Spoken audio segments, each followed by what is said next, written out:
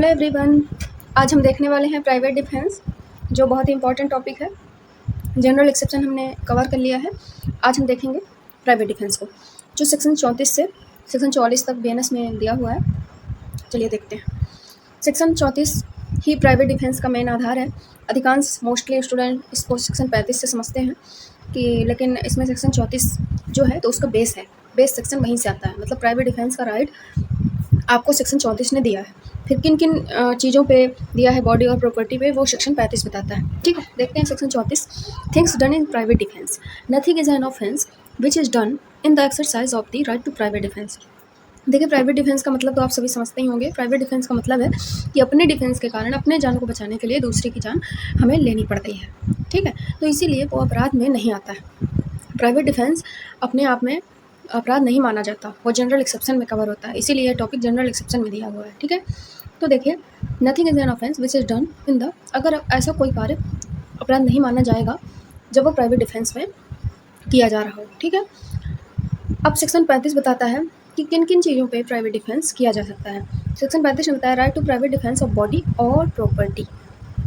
Property, body और property जो है तो उनके खिलाफ ही right to private defence apply किया जा सकता है। Every person has right to right subject to the restriction contain in section 37 to defend. Section 37 जो है तो उसमें वो दिए गए हैं इसके जो रिस्ट्रिक्शन है कि इस स्थिति बस में आप right to private defence apply नहीं कर सकते, बाकी आपको right to private defence body और प्रॉपर्टी मिला हुआ है।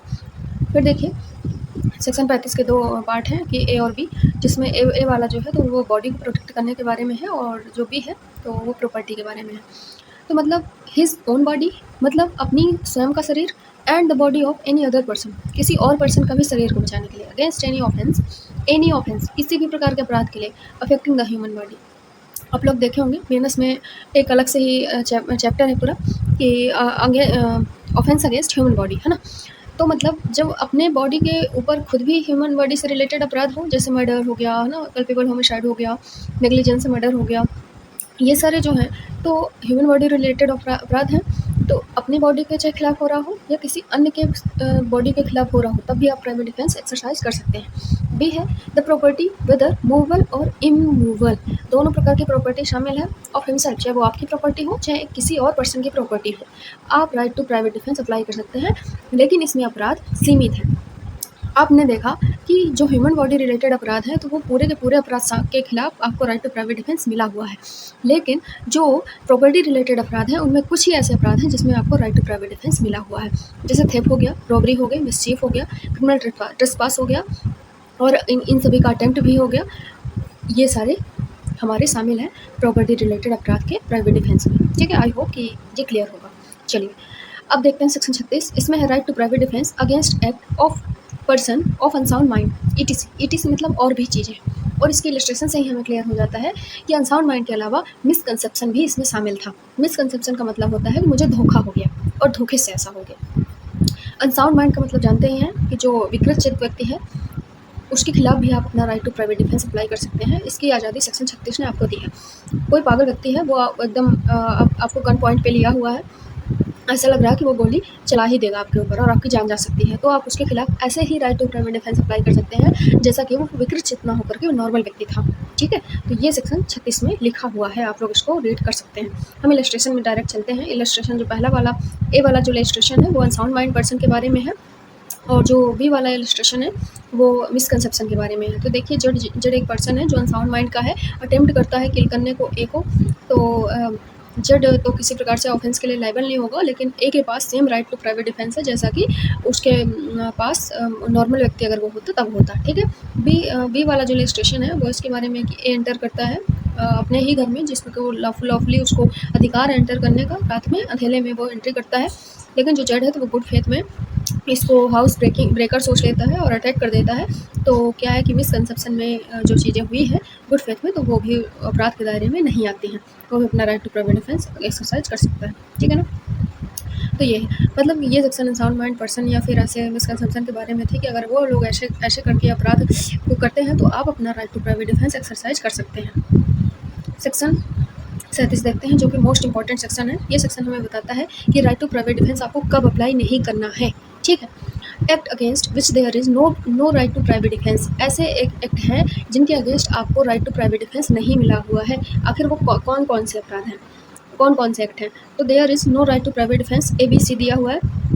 ए जो है तो रीड कर लीजिए इसको। Against an act which does not reasonably cause the apprehension of death or of grievous hurt if done or attempted to be done by public servant। अगर पब्लिक सर्वेंट अवेलेबल है, पब्लिक सर्वेंट एक्ट कर रहे हैं, कोई भी कार्य कर रहे हैं, वो कार्य, तो आपको उनके खिलाफ किसी प्रकार से right to private defence exercise करने का अधिकार नहीं है। मान लीजिए कोई पुलिस वाले हैं, वो आपको पकड़ के ले जा रहे हैं, तो ये नहीं कि ये मुझे पकड़ के क्यों ले जा रहे हैं, मैं right to private defence exercise करूँगा, तो ऐसा नहीं कर सकते हैं आप।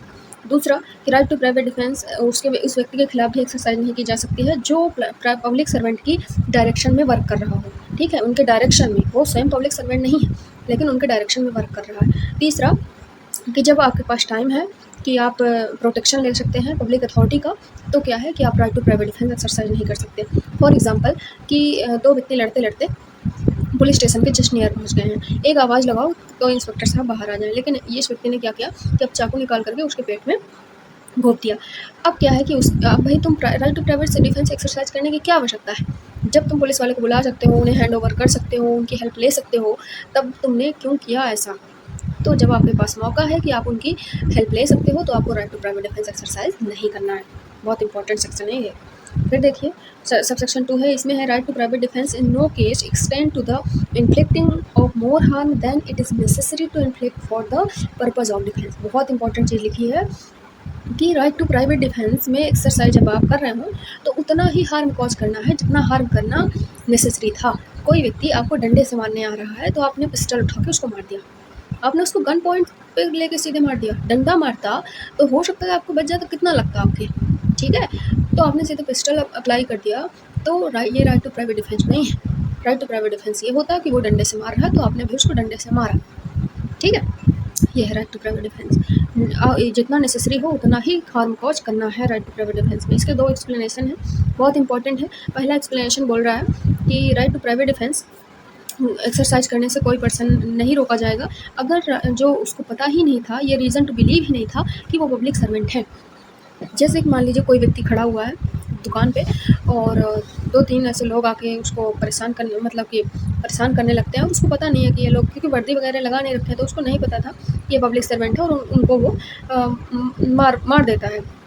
तो क्या है वो नहीं जान पाया क्योंकि ऐसे बहुत नॉर्मल व्यक्ति ही लग रहे थे, ठीक है, वो वर्दी में भी नहीं थे और उनका कोई एटीट्यूड भी पब्लिक सर्वेंट जैसा नहीं था, तो वो नहीं जान पाया ना, उसके पास रीज़न टू बिलीव नहीं था, तब वो कर सकता है एक्सरसाइज। और बी वाले में जो दूसरा एक्सप्लेनेशन है उसमें जो डायरेक्शन पे पब्लिक सर्वेंट के जो डायरेक्शन पे लोग काम कर रहे होते हैं तो उनके खिलाफ right to private defence apply तब किया जा सकता है जब आपको पता नहीं था कि ये उनके डायरेक्शन पे आया है, आप उनसे मांग रहे हैं कि कोई प्रूफ दिखाओ कि तुम उन पब्लिक सर्वेंट के डायरेक्शन पे आए हो, तब भी वो नहीं बता रहा है, तो क्या है कि आप right to private defence exercise अपना कर सकते हैं, इसमें आपको छूट है, ठीक है। तो आज की क्लास हमारी सेक्शन 37 तक ही है, फिर इसके आगे के सेक्शन हम नेक्स्ट क्लास में कवर करेंगे। आई होप कि ये जितने सेक्शन हमने कवर किए ये सारे ही आप लोगों को अच्छे से क्लियर हो गए होंगे। तो thank you so much everyone.